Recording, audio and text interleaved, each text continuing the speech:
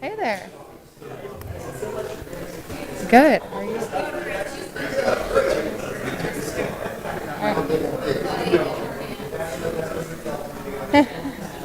I heard you were famous.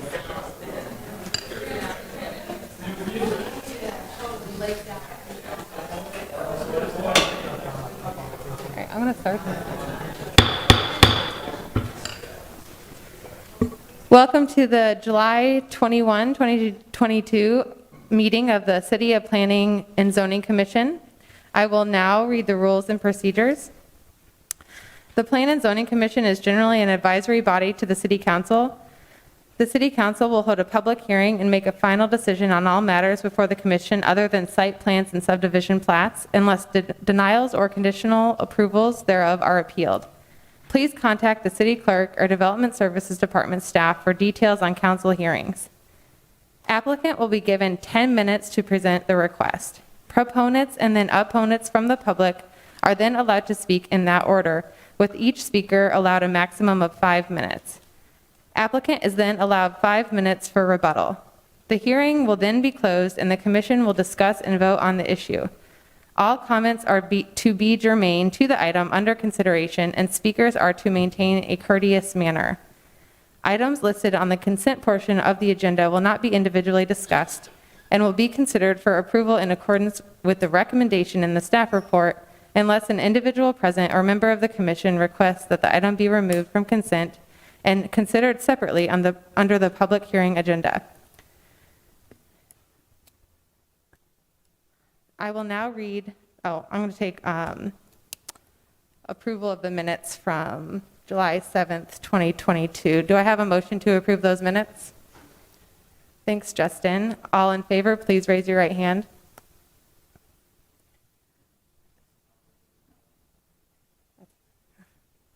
Any opposed?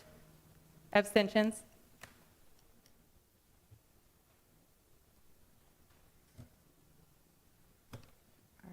Thank you. I will now read the consent public hearing items. Number 1, request from Drake Neighborhood Association, represented by Lori Calhoun, for the following regarding the vacated property at 2400 block of Cottage Grove Ave, which is bounded by Cottage Grove on the northeast, Kingman Boulevard on the south, and 25th Street on the west. Determination as to whether the requested rezoning is in conformance with Plan DSM. Amend Plan DSM to revise future land use map designation from medium density residential to park open space. Designation of the property as P1 Public Civic Institutional District to allow development of open space with garden, swing, and neighborhood entrance sign. Is there anyone on the Commission that wishes to hear this item? Anyone in the public? Number 1 will remain on consent. Item 2, request from JSB Fonterre LLC, represented by David Brick, for vacation of the westernmost 381 lineal feet of the east-west right-of-way of East Jefferson Ave, located to the west of Dixon Street. Is there anyone in the Commission who would like to hear this item? Anyone in the public? Number 2 will remain on consent. Number 3, request from TB LLC, represented by Nick Jensen, for review and approval of the following for 7.82 acres of property in the vicinity of 1328 Thomas Beck Road, A, B, and 123 under B. Is there anyone in the audience who wishes to hear this item? All right, we will hear number 3 in the public hearing. Number 4, request from PPDSM LLC, represented by Adam Siren, and the BOS Investments, represented by Jim Sinclair, for review and approval of the following for 2.12 acres of property in the vicinity of 6501 Hickman Road and 2404 Westover Boulevard, A and B. Is there anyone on the Commission who wishes to hear this item? Anyone in the public? Number 4 will remain on consent. Number 5, a request from Pridecraft Custom Homes, represented by Jason Jurin, for review and approval of a public hearing site plan for the following Type 2 design alternatives in accordance with Chapter 135 in the property vicinity of 5700 South Union Street to allow construction of 2 House B building type homes in N3B neighborhood district with attached garage entrances where the overhead doors comprise 45% of the front facade width, where only 30% of the front facade width is allowed. Is there anyone on the commission who wishes to hear this item? Anyone in the public? Number 5 will remain on consent. Number 6, request from RM Madden Construction, represented by Michael Madden, for review and approval of a public hearing site plan for the following Type 2 design alternatives for property at 5013 Southwest 6 to allow construction of House B building in N3A neighborhood district with an 11.7-foot rear yard setback, where the pre-existing lot provision requires the rear yard setback shall not be less than 20% of the lot depth. Is there anyone on the commission who wishes to hear this item? Anyone in the public? Number 6 will remain on consent. Number 7 has been requested to move to consent. I'll read it first. Request from Mercy Hospital Medical Center, represented by Diane Cummings, for review and approval of an 8th amendment to the Mercy Hospital Center PUD conceptual plan located at 1116 Ave to allow modifications to the western parking ramp area. Is there anyone on the commission who wishes to hear this item tonight? Anyone in the public? Do I have a motion to move item 7 to consent? I'll move. Thanks, Todd. All in favor of Todd's motion, please raise your right hand. Thank you. Item 7 will be on consent. And item 8 has been requested to move to continuance. I am not sure the date on that continuance. Tyler or Bert? Do you? I think it's in the staff report. August 18th. August 18th? Okay. Oh, sorry. Okay, August 18th.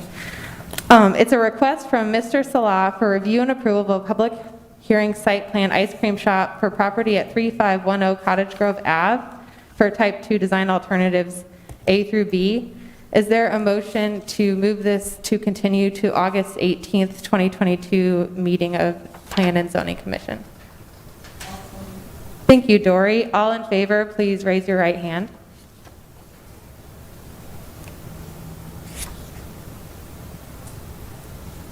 All right, so we have items 1, 2, 4, 5, 6, and 7 on consent. Do I have a motion to move consent items for approval? So moved. Thanks, Francis. All in favor of moving consent agenda, please raise your right hand.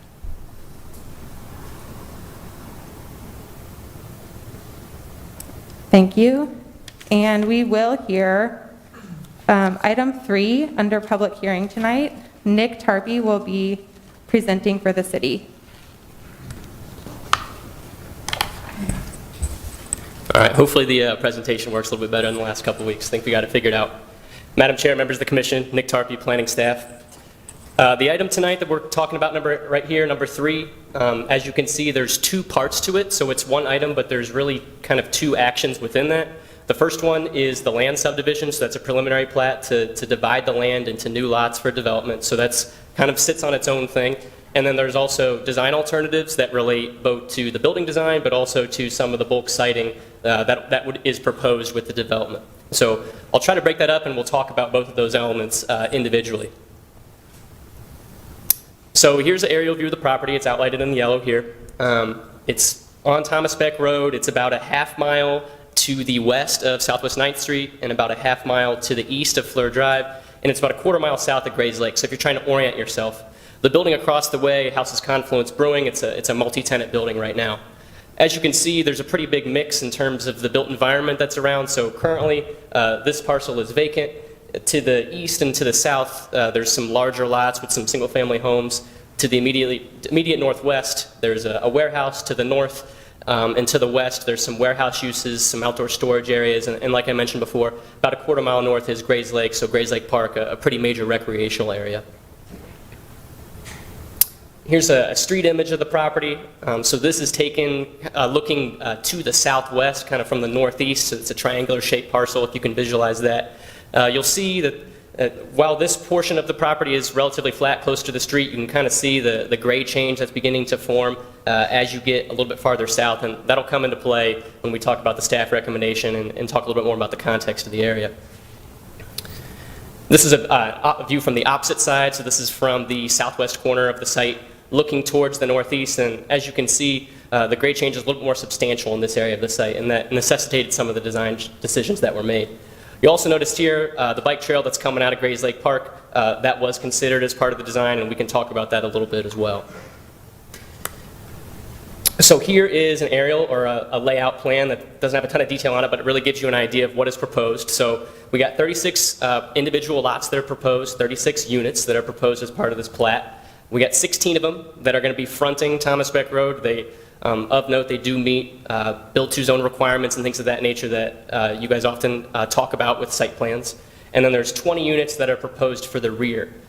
This drive that you see is a private drive. It's going to have private sewer infrastructure with a public water main. And then we have a detention area that's proposed in the northeastern corner of the site here. Here's just a little bit more of a detailed layout plan. A couple of the big things that I want to hit on, there are sidewalks that are proposed both within the development and then along the street frontage. And then you can see here there's an improvement being made to connect the proposed new sidewalk, and this is public sidewalk, with that bike trail that I showed you in that last image. And so there is going to be an enhancement to that stop to try to provide a little bit of that connectivity with that. And then here's just a view of the opposite end of the site. The applicant broke it down and kind of split the site into two when we're looking at the detailed plan here. But you can see the continuation of the public sidewalks. We've got the detention basin outlined here. And I already talked about some of the utility items as well. A couple other views of the plan, showing some different elements. Here's the planning plan here. You can see it's a relatively robust landscaping plan. Some people might have been by the site relatively recently. They have cut down a few trees. But what they are proposing as part of the site improvements, they are proposing a relatively robust tree canopy with some street trees that are going to be fronting Thomas Beck Road, and then also a planting plan specifically around the detention basin area, and then some trees throughout. As per their landscaping plan, they are proposing about an 80% total site tree canopy coverage upon full grow out. That's over 7.82 acres. So they're proposing to have about 80% tree canopy at full maturity.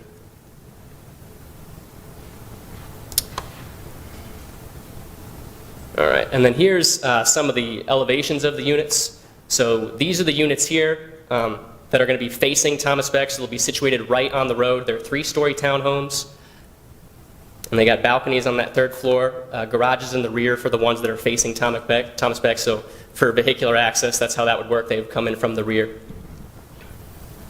Here's a side view of those same units. And then just more of a 3D elevation, so you can see how they're interacting with the grade change here. You got the stoops, and you got the garages in the back. And these are the units that are in the back, so these are the ones that are situated behind the ones that are fronting Thomas Beck Road. Because of the grade change, the garages are going to be oriented in front. That'll come into play when we talk about some of the design alternatives. Still 3 stories, pretty much the exact same layout, except you got the garage in front as opposed in the rear with the units that are on Thomas Beck Road. And again, here's a side view of those. And then the 3D elevation, so you can see how they interact with the grade change as the site goes up to the south, as we talked about a little bit earlier. And then they also have a man door or a front door as well, in addition to the vehicular access. So digging into the staff report, staff recommends approval of both the plat and the site plan. I'll dig into some of the applicable criteria for the design alternatives that we considered. So as stated on the agenda and in your staff report, there was 3 main design alternatives.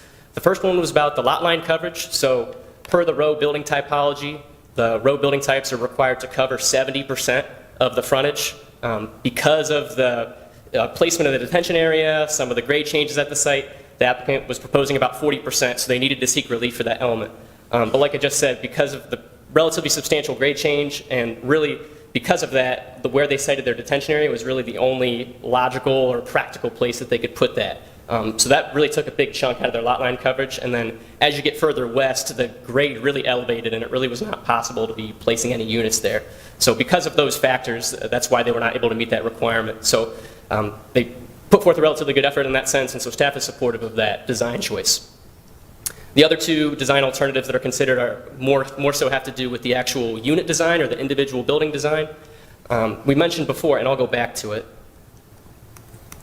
So looking at these units that are going to be situated behind, per the row building typology, garages are not allowed to be oriented on the front, so they do require a rear vehicular entrance, no garage doors on the front. For a lot of these units, that was okay per the zoning code because they would be quote unquote hidden by the ones that are on Thomas Beck. But if we go back to the layout plan, you will see that some of them kind of sneak out a little bit here, and so they would be exposed to the street. So those front garages would be facing the street, wouldn't be covered by another building. And so because of that, that necessitated the design relief. To mitigate that, the applicants, like I had mentioned before, proposed a relatively robust planning plan here, so it will provide screening elements to shade any visual impacts that could result from that. And also, another item that was on the agenda as a design alternative was the occupied space requirement. Garages as vehicular parking areas are not considered living or occupied space on a front facade that would be facing a public way. And so, as a technicality, that also was a design alternative that they had to request relief from in the zoning code. But like I mentioned before, because of the screening requirement and really just because they're so far back from the right-of-way, it's about 150 feet, staff didn't really think that there was any visual or aesthetic or any other types of impacts that would negatively affect the development. So that's why we supported it. So that's my presentation. I'm happy to take any questions on it. Yep. The Grays Lake plan had a roundabout planned in that. How far away is that from this driver entrance, and will that impact the ability to put in that roundabout with this driveways are coming out? That's a good question. So let me go back to the aerial here. Back in the front, give you a better view.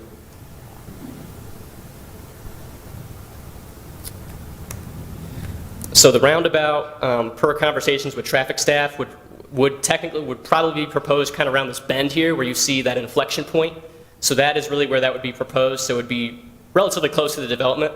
That was taken into consideration in terms of any type of where you would place the sidewalk connection to the trail, and then also adding sidewalks and some of the grading considerations that are being considered at the site. Right now, it's still in its super conceptual stages, so it's not something that's in the CIP or anything like that in terms of being proposed or allocated for funding. But it is something that was taken into consideration when citing the units and citing some of I guess the development that came with the units, like the grading and the sidewalks and that sort of thing. So just to make sure what we're saying is if everything develops the way it's planned here, this current development would not negatively impact the ability to put a roundabout there, Correct. considering all the sidewalks and all the things around it. That's correct, yes. Okay. Mm-hmm. Also, just sort of going back to that walkway across the street, I think you might need to pull up another picture of it. Yeah, sure. So is that in the street, is that an island? Or what is? Yeah, so it's going to have enhanced signage, and these are like reflector strips, basically. And yeah, there's this very similar one. If you guys have been on, so if you're going north on Hubble and you bang right on Easton, you're kind of going east on the city. Near where the U-Haul is, there's like those really kind of short concrete islands there that kind of provide a pedestrian buffer zone. Right. It's like a quick refuge place, so it's not something somebody Right. would really spend time there, but if they needed to stop There's in the middle. also one on Grand across from DMU. Yes. Is that correct? Yeah, very similar to that. Okay, so as part of this, traffic going west on Thomas Beck Road would not be able to turn into that private drive, is that correct? I don't, well, So this portion here, so this would not be raised. Okay. And so they could still turn in. I think there's only kind of immediately surrounding the crosswalk would be a slightly raised portion, Okay. is my understanding. So yes, it wouldn't inhibit turns necessarily, but it would force drivers to slow down around that curve for sure. Okay, thank you. I have a question about utility meters or utility boxes on the north units. Could you bring up a view of the side Yes. elevations of those, please? The photograph, if you would. The 3D Oh, yeah, ones? yeah, the side. This one? That's the Or north the side unit. side Yeah. ones? This one right here? Yes. Talking about these? My question is, look at the utility boxes or the meters, whatever they are.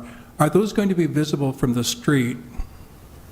No, they will not, because of what the landscaping plan that is proposed. They are proposing some shrubs that would screen that, and they're within the size that a landscape screen would be appropriate for that.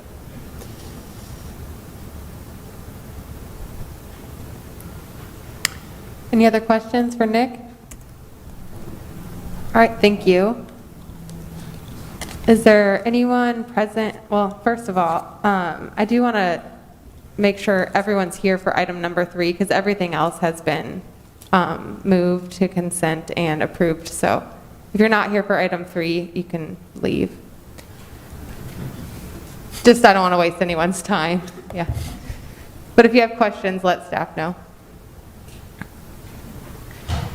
All right, thanks, Nick. Is there anyone in the audience who wishes to speak in favor of this item this evening? What? Oh, sorry, applicant. The applicant, yes. You can come up and speak. 10 minutes, please state your name and sign in when you're finished. Lorena Wason, Snyder and Associates at 2727 Southwest Snyder Boulevard. I think Nick pretty much covered the entirety of the project, so I'm just here to answer any questions if you have any. Does anyone have any questions? All right, thank you. Is there anyone in the audience who wishes to speak in favor of this item? Anyone against the item? Or neutral? I don't know. You have 5 minutes. State your name and zip code. Ward. This is important, so I'm taking off my mask. Some of you are probably going to say, oh my God, she's scarier without the mask. My name is Carol Maher. I live in Ward 3, zip code 50312. Thank you, commissioners, for asking about how this ties into the master plan. I have spent several hours reviewing the master plan against this proposal. That master plan that the city spent thousands of dollars and many put in thousands of hours creating, a consultant was hired, residents were queried, the plan was issued. It's probably sitting on a shelf somewhere, or maybe in today's parlance in the TLDR file. I hope that we take it seriously when we've spent all this money on a master plan, that when something comes along, the first site, the pole site, that we make sure we hold them to the requirements and the aspirations that we had in that plan. Sustainability and affordability were a consistent topic throughout the master plan. It even addressed the reuse or recycling of trees, stumps, earth, and rock from the sites.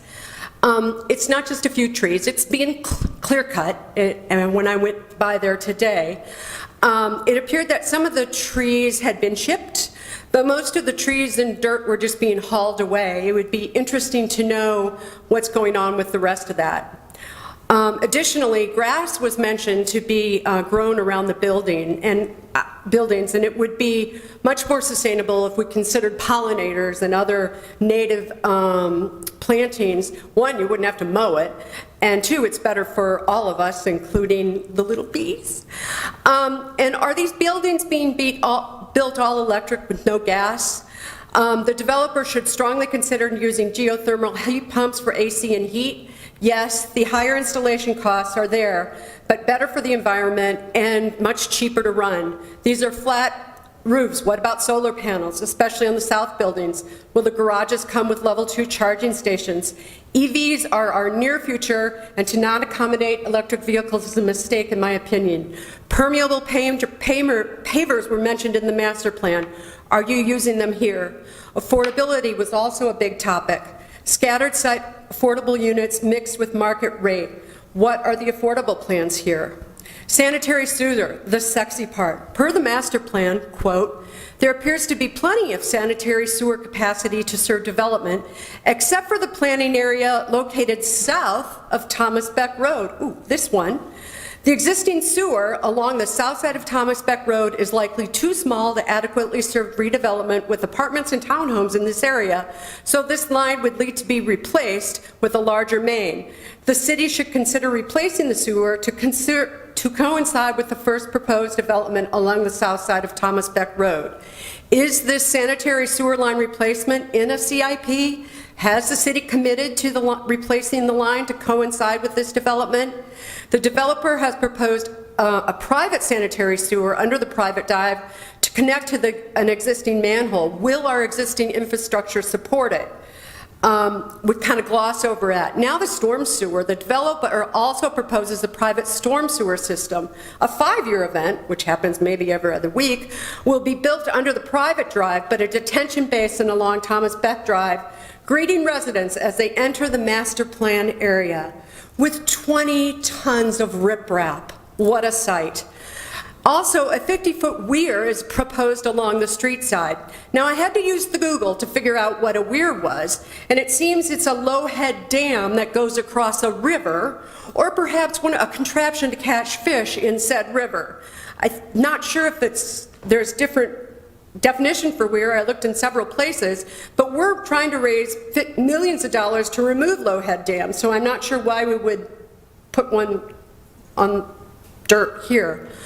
Also, the detention basin is going to feature, the 20 tons of riprap. I hope that the planning schedule, which calls for prairie seed around the basin and trees, I hope that it has a natural feel like the basins here at the MSC, versus a hole in the ground with riprap that just fills my nightmares. The master plan called for a survey and inspection of sewers to develop an inspection of sewers and to develop a long and short range plan. Has that been completed by the city? Parking, garages. The plan calls for 1 guest parking space per unit. I couldn't quite figure out where that was. I'm presuming on the garage aprons. That seems great. Either way, wherever you're going to call it, 36 parking spaces for 36 units is well overdone, especially with 2-car garages. Thanks for the 3 bike racks, though. Resident safety. The developer agrees to sidewalks on the private drive on the south side of Thomas Beck. Will this be a side path versus a sidewalk? I don't know if any of you have ridden a bike on Thomas Beck lately, like I have today. It's white knuckle with a speed limit of 35 and tons of tough truck traffic. A side path would accommodate bicyclists and pedestrians in this stretch. And will that continue around the bend? It's a very dangerous bend if you're coming from the west. And people can't see if you've just gone around the bend. Those big trucks would take you out. The staff document also says, as you talked about, the pedestrian connection. It's nice to hear that that will indeed connect with the path that's there. It wasn't clear in what was presented in the packet. I hope, it would be sad that a roundabout would be lost to this presentation, which you said includes a lot of stripes, painted stripes, or maybe reflective strips, which don't slow people down, especially those big trucks. Utilities, it mentions using mid-am LED Autobahn poles and fixtures. I hope those are sexy ones. Will the existing lines be buried at developers' expense? And again, I hope for fully electrified buildings. And finally, the design. We are Des Moines. We are not West Des Moines or Ankeny. Please consider a more sexy, creative, and unique design for these buildings. This is the first one in this area. What is the brick top as part of the brick top 36? Frankly, the north side elevations look like the first floor is being smushed like a melting cake, a little top heavy. Are these apartments or condos? I couldn't find that in the write-up. And will you be asking for city assistance? You're at 5 minutes, Okay. Carol, so if you want to Thank wrap you. it up. Thank you. Thank you. Does anyone have any questions? Is there anyone else in the audience who wishes to speak against this item or neutral for staff or applicant? Or, okay, she'll come up, yeah. Yeah, the applicant will come up and, yeah. Applicant, you have 5 minutes for rebuttal and I think some questions from the commissioners.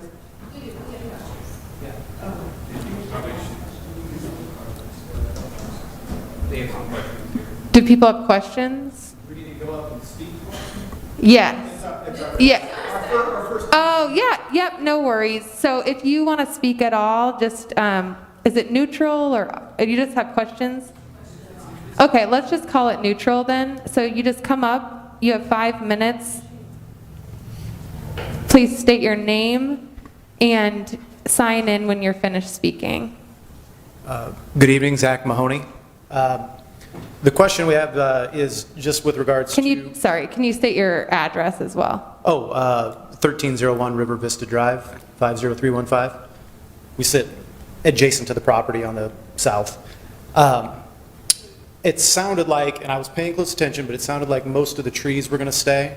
So I guess the question really is just whether or not as you go up that grade, if there's going to be, if the trees are going to stay, and or if there is a phase 2 of the project being considered, perhaps 36 more brick top. So that's the question, or questions. All right, thank you. Thank you. Were there other questions, or was he? Perfect. If you have a question, please come up, state your name, address, and sign in when you're finished.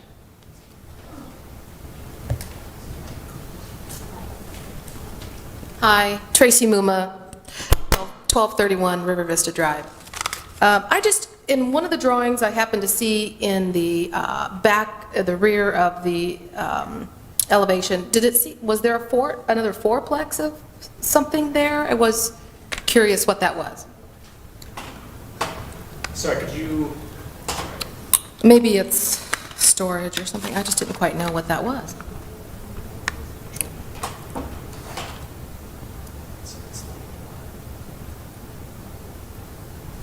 Which structure? Was it on this sheet? Do you remember? It wasn't on that sheet. No? You want me to keep going? And perhaps it was on,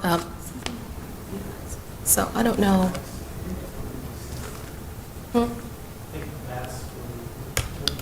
So there's no other structures, it's just those 2 lines of, Correct. okay. Okay. That's it then. Thank you.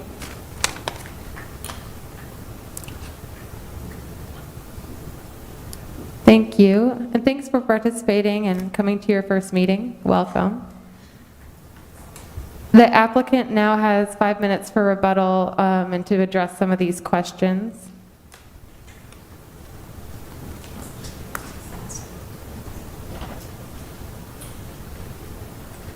I'll answer the question about the future development.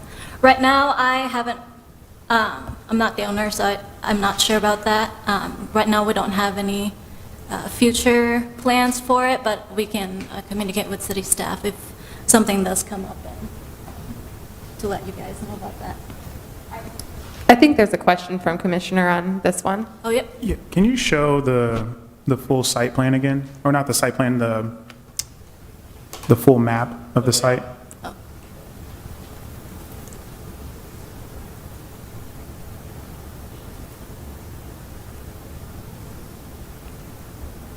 This one? Yeah, there we go. So, Nick, you were quoting saying that the grade continues to go up. What does that look like if they were asking to develop that back part? What would the city advise?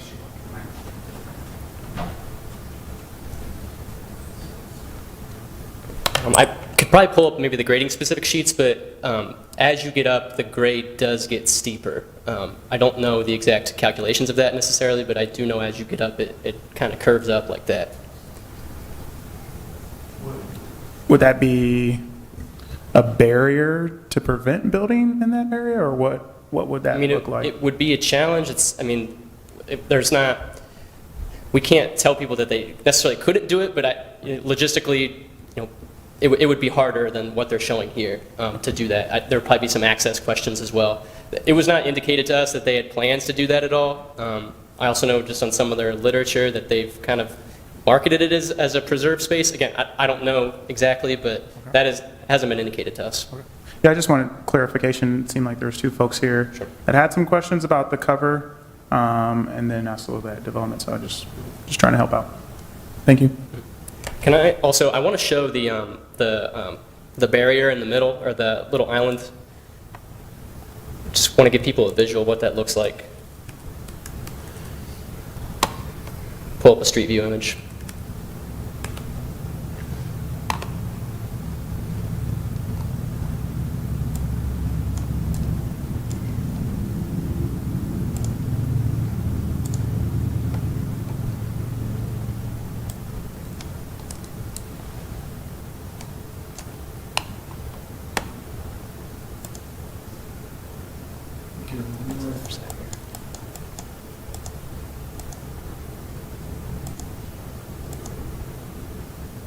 So this is the spec of what our engineering and traffic staff has instructed the applicants. So this is what is depicted on the plans, basically. So you can see the actual crossing isn't necessarily raised.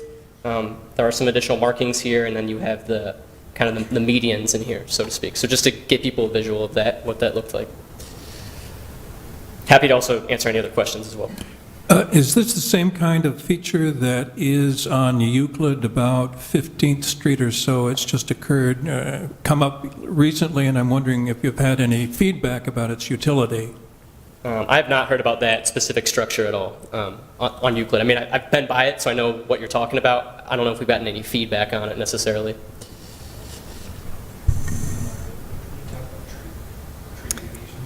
Yeah, we can go to the planning plan. So just kind of we're looking at this large view here. So just another thing to point out, people are talking about future development. Back here to the south, this is all designated as an outlot, so they couldn't develop on it now. They're not platting for it. It's designated as an open space, so that's part of this submittal. Oh shit, I didn't mean to do that, sorry.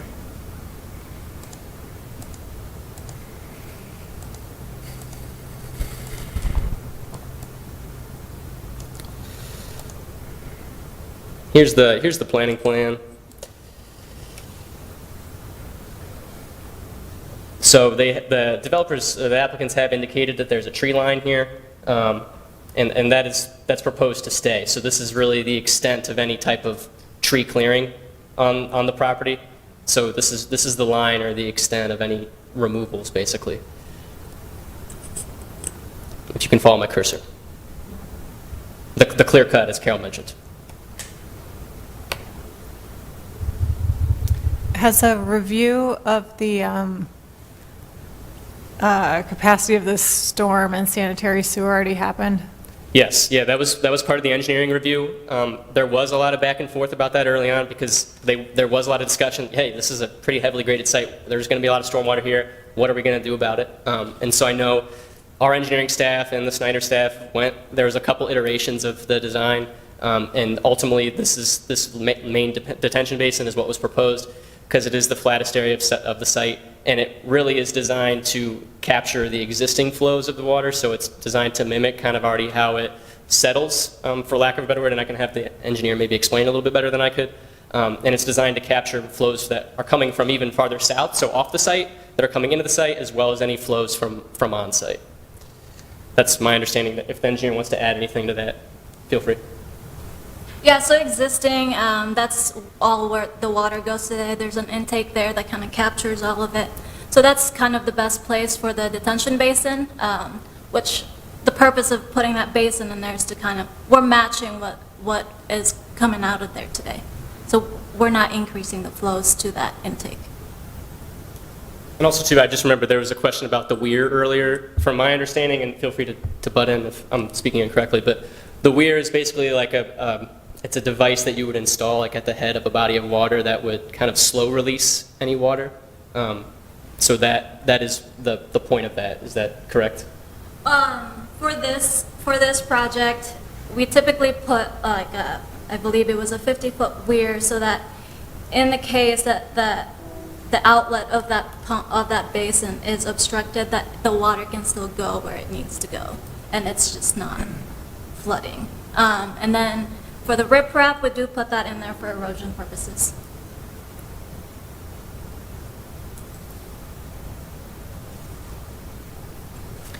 There was also a question about whether they were rental or...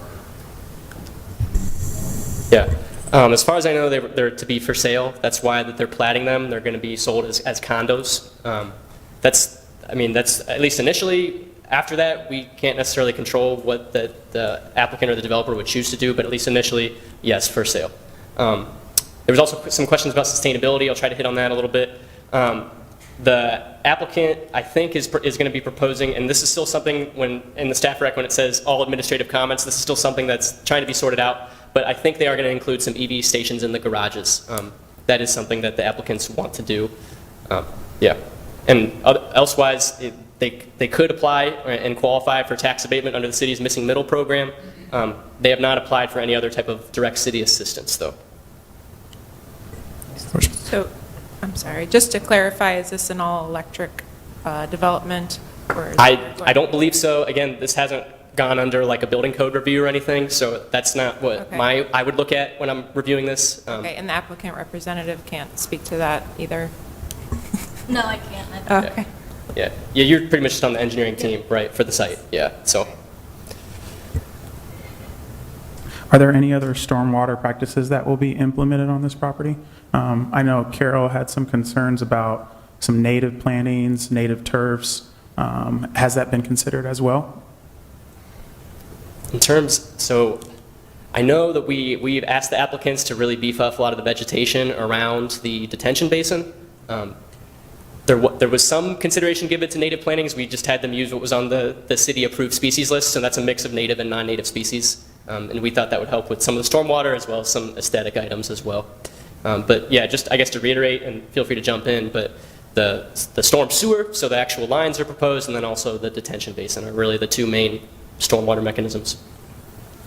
So there's nothing that the city can do when it comes to terms of like turf or plantings when it comes to that, correct? Well, we have the impervious area requirements, and this site is meeting that. They're leaving most of the site undisturbed, so they're well below that threshold of hardscape. So that is a requirement. And then in terms of what they actually plant, in terms of shrubs and trees, it does get reviewed by our city foresters. So whenever we send out site plans for review, our forestry department does take a look at that of the species. Sometimes they do provide productive feedback like that. That was not given when this was routed out to our forestry department. And then my last question, can you show the spaces where turf grass will be at? Yeah, I think I can zoom in here.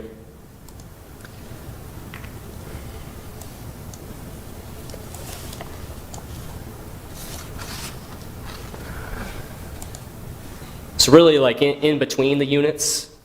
So this would be like a turf grass, and then you got the sidewalk stretching down to the public sidewalk here. You got the street, and you have the driveways here. That will be where guests will park. There was a question about that. So yeah, really in between the units, behind the units, this area here, this kind of staging area, for lack of a better word, and then the areas around the detention basin as well would be grassed. So as far as I know, besides the sidewalks and the streets that are proposed, and the actual buildings, there's no other hardscape areas like a patio or anything like that. Not a whole lot of grass space. It looks like mainly retention and some spots. Yeah, sure. In the disturbed area, you're absolutely correct. The area that they're disturbing, it is going to be pretty hardscaped, but then they're leaving most of the site undisturbed in terms of square footage or acreage. Gotcha. So that's their rationale behind that. I guess question, maybe not a concern, maybe a question, maybe a suggestion. Maybe and I know this comes at your cost and this is your property, you own it, but maybe look into some native turfs. I think this would be a great opportunity to talk about sustainability. Those grasses typically only have to be mowed twice a year, so now you're cutting your maintenance costs down, and with so little grass that needs to be maintained, why not go with like a blue grama? So that's just my only suggestion. But when we're thinking about sustainability, that would help cut your property management costs down. So that's it. I guess I have two questions. Number one, in the, well, I guess three, sorry. So in the Grays Lake plan, there's really nothing about digital connectivity. Is there any digital connectivity plan here, or making sure that what's being done here with respect to any cabling underground, cabling of fiber, does not impede from any future development, either up or down the street, or getting better access to the neighborhood to the west?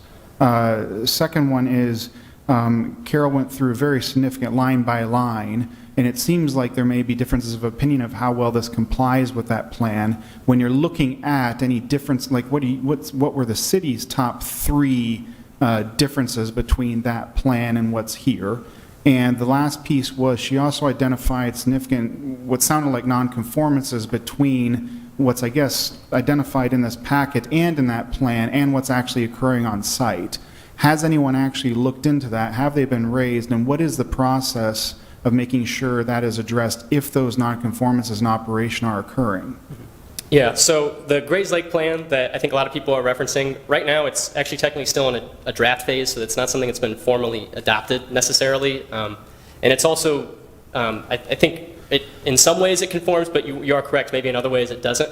It's considered kind of an advisory document, and so when we review these plats and these site plans, there's not really necessarily a legal standing that we have, like our zoning code, which is law in the city, and so we have to evaluate sites for compliance with that.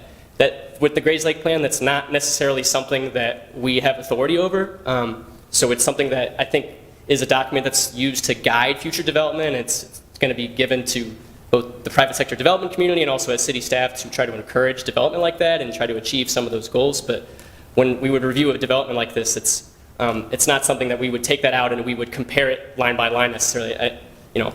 I would love that, like in terms of, as an aspirational document, but it's not under the criteria that I would review, unfortunately.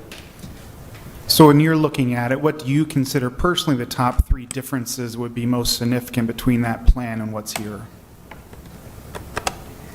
Well,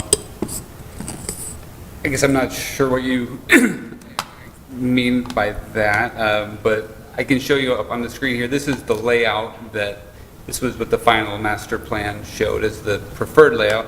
And you can see the subject property is in this gray area here, because at the time that the master plan was done, it was known that this project was already in the pipeline, so they didn't bother to show a conceptual footprint of this project here, just knowing that there's already something in the works. But kind of to piggyback off what Nick said, with the plan, it's more or less like a guiding document. So if this property would have needed a rezoning, then we would have looked at, well, what does the plan call for here?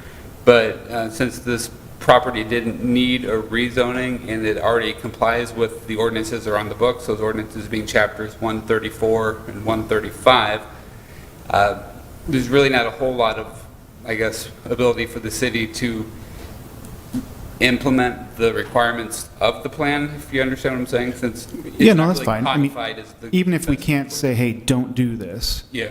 Carol, I think, is rightly saying we come up with a plan that we should develop a strategy from, and we should have, we've gone and done a big visioning. Yeah. Where does this go? Yeah. Where is this most significantly different from that vision that was laid out here? I think this plan, or this site plan before you tonight, actually follows the vision of this plan. If you look here on this final master plan, it says a future, I can zoom in so you can read the words on it, but like it actually calls for what's being proposed tonight. I agree, some of those features like the all-electric or the EV charging stations would be great to incorporate, but you can see this master plan just calls for a proposed row house development right here. And you were mentioning this roundabout here, so the driveway would be generally right here, so it wouldn't impede the ability to add this roundabout in the future. So the other two were connectivity. Are there any connectivity impediments in the current plan for fiber or anything for this? Or I mean, is this just going to be like another DSL building like it is by the river? Or I mean, like further making it inaccessible for people to work from home? Or what is the I plan would assume there? it will connect to fiber when and if it's installed along Thomas spec. I can't imagine that this development would impede fiber from being installed within the right-of-way along Thomas spec. And if Carol is correct that there are nonconformances relative to what's been suggested, what is the process for that to make sure it gets addressed, or has that been looked into? Well, again, legally, what's on the books there is chapters 134 and 135 of the code, and as long as this project meets those ordinances on the books, there's really not a lot of legal ability to, take aspects of the plan and require them of this development. So it has been checked, so what she's talking about isn't actually a requirement, and what's happening operationally is actually in line with ordinance and what is the legal authority right now. So it has been looked at, and the Right. operations are Like I being... said, if there's a rezoning that was proposed, then we would be able to look at that master plan and say, oh, does this rezoning comply with the master plan? Are there any zoning conditions that we should put in that carry the goals of this master plan forward and codify them by a rezoning ordinance?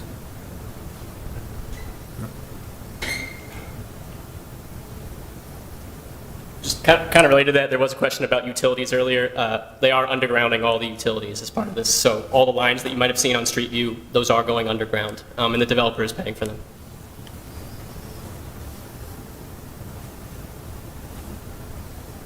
I was just going to suggest, and I don't know if this will generate any questions to the groups, but we are considering whether to relax the frontage requirement. Visually, especially the corridor, per this master plan and everything, it'd be much stronger if it did have another 4 units on the street. Were options for underground detention or something that would allow those 4 units, even if it was to lose 4 of the units in the back?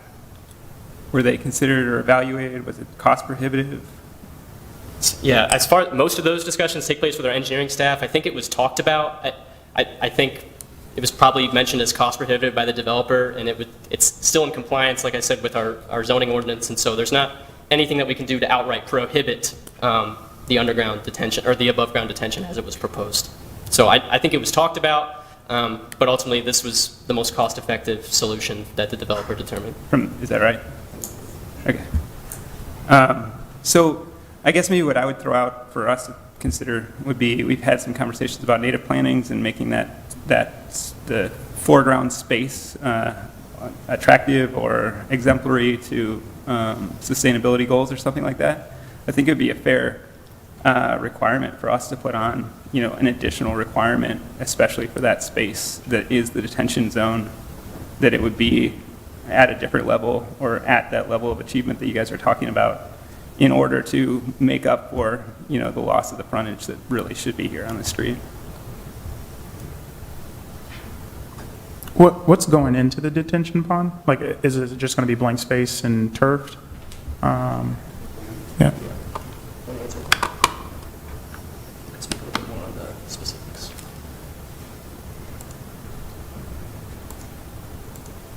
You want to pull up the planning sheet? Oh, shit, wrong way, sorry.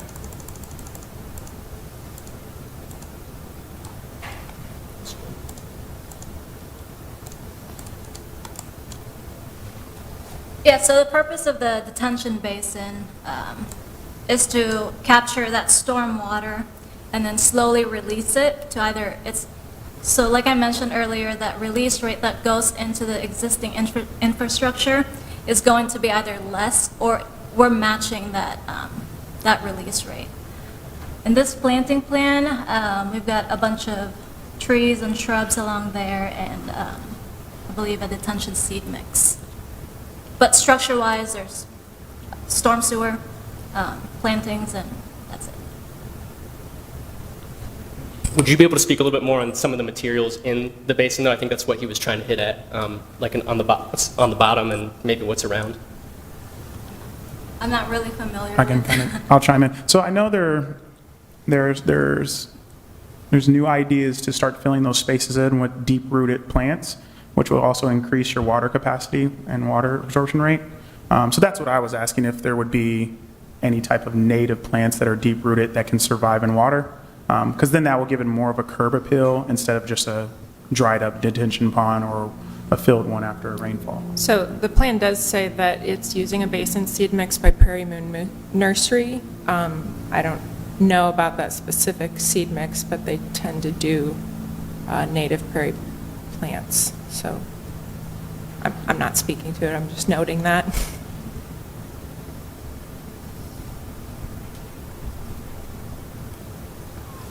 I just have two more questions then, sorry. So you said cost prohibitive. What's the standard of cost prohibitive you were using in making that? So in terms of how so that's not really a criteria that we would evaluate necessarily. That was indicated to our engineering staff in terms of like the logistics and the cost prohibitiveness of the underground detention.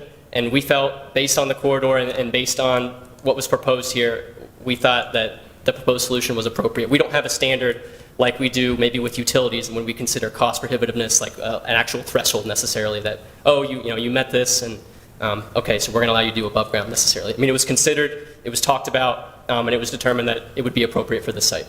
So they said cost prohibitive. How do we know they're right?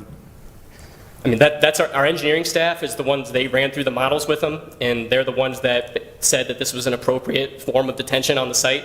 And as planning staff, we thought, all the units that are proposed, they are within the build-to zone. It is relatively compliant with Chapter 135. Yes, if we could add a few more units, it would make it better.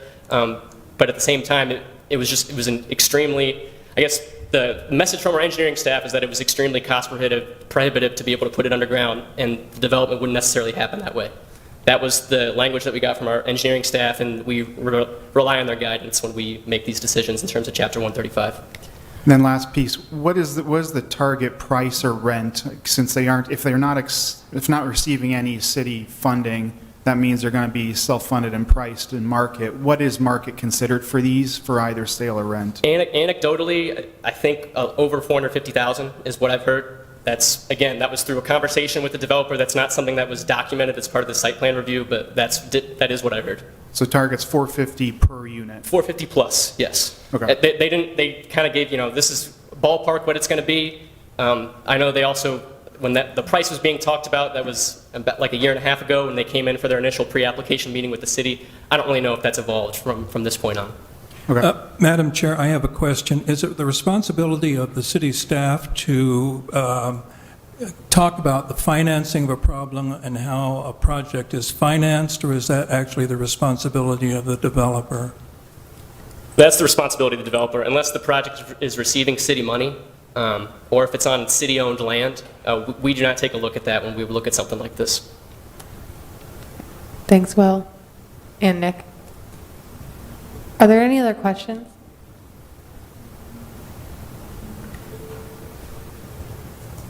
I had one for you, Nick, at trying to address the sexiness of the architecture comment in the back. It looks like most of it kind of does follow the zoning code, but I think balconies are only supposed to have 40% coverage on facades. Mm-hmm. This doesn't look like 40%. Is it in line?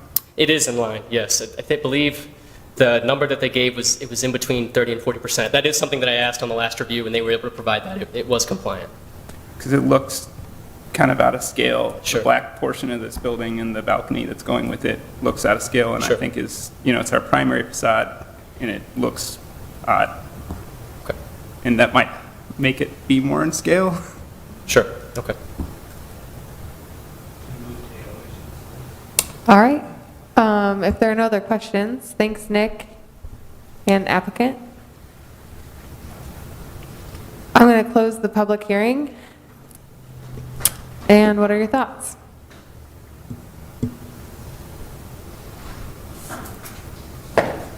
I will make a motion to move staff approval. Thanks, Todd.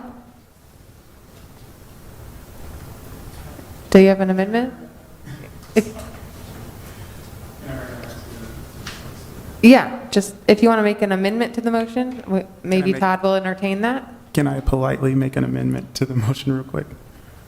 Okay, thank you. Staff, so just one question, I'll make it super quick because I know we've been spinning on this. But how do we as a city make it a requirement to be, how do we force developers to make it a requirement to be renewable when we're talking about like the wood chips, the dirt, the retention ponds, what are we planning, permeable pavers? Is that something that city council has to Well, I guess the codify? best way would be if it was like part of the tax abatement standards, and that's kind of how we've addressed the sustainability piece so far. We try to incentivize people to do that. So like, and Nick knows tax abatement standards better than me, but in order for a property to get tax abatement, they have to check so many boxes on the list of sustainable features. And landscaping is also a part of that.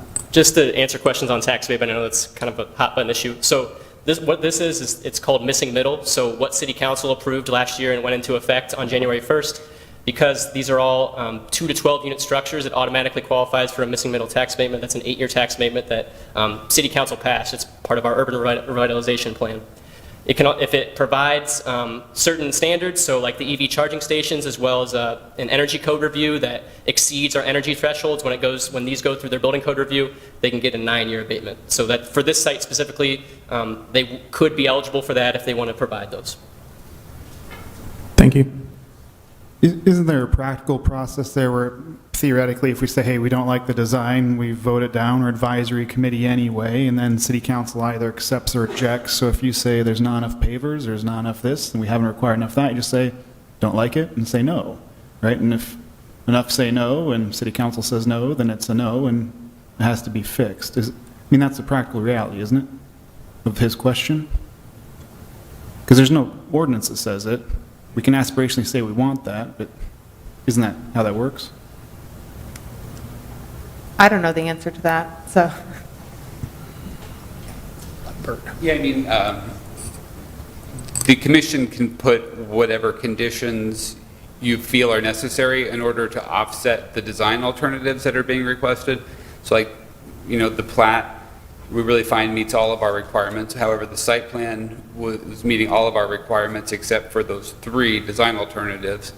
But the commission's able to put any conditions on the site plan that you feel necessary that would offset the impacts of those design deficiencies that are being requested through the type 2 design alternatives.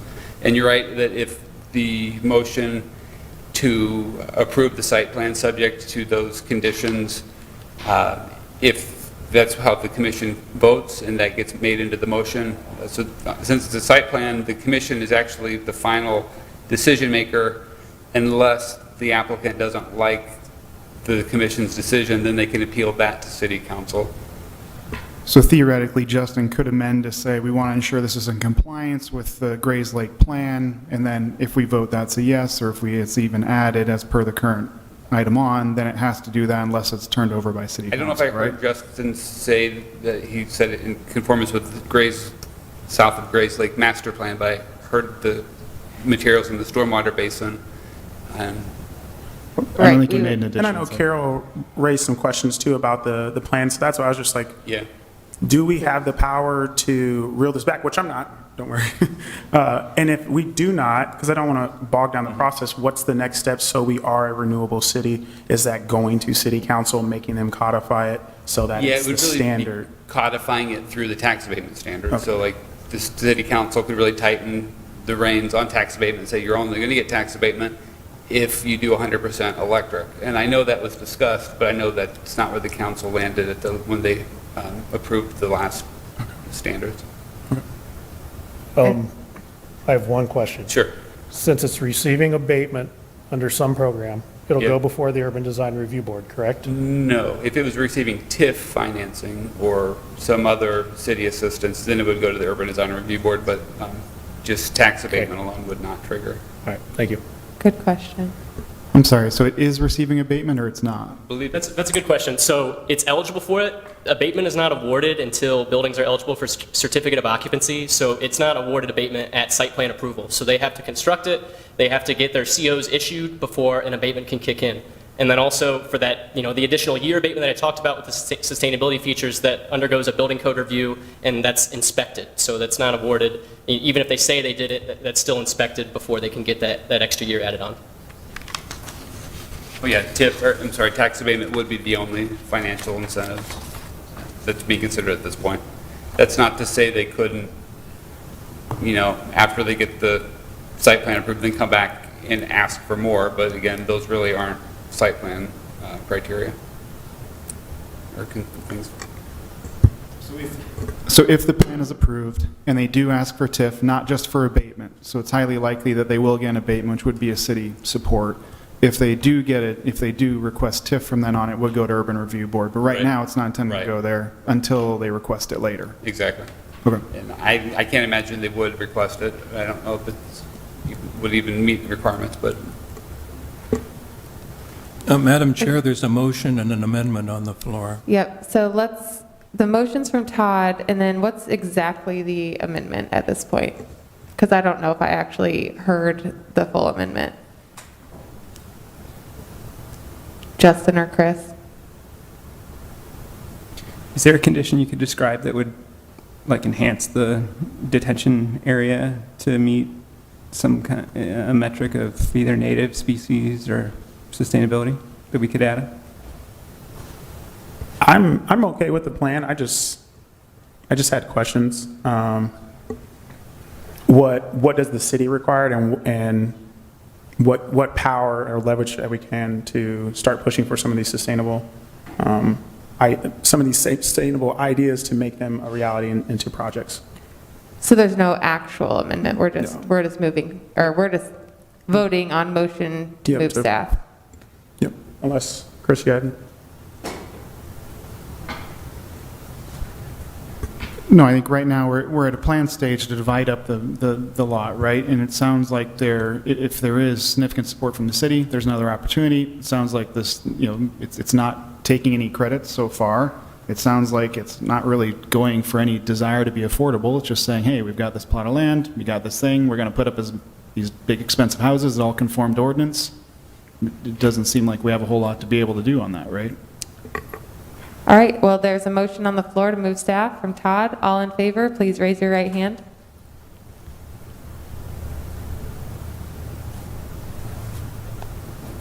All right. That moves, passes. And are there any director's reports or anything? All right. Well, thank you, everyone. We're adjourned.